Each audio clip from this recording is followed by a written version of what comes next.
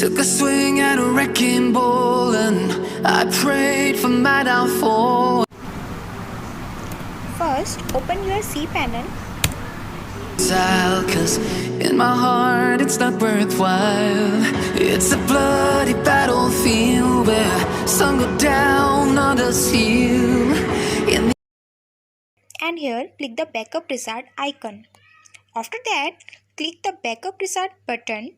To backup your entire website, click full backup and choose where you want to save your backup.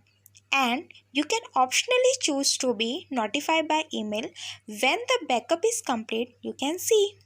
After that, click generate backup. That's it. The backup process has begun. When the backup is complete, you will see it listed here and can simply click the link to download a copy of the backup to your computer. I hope will help you to make backup.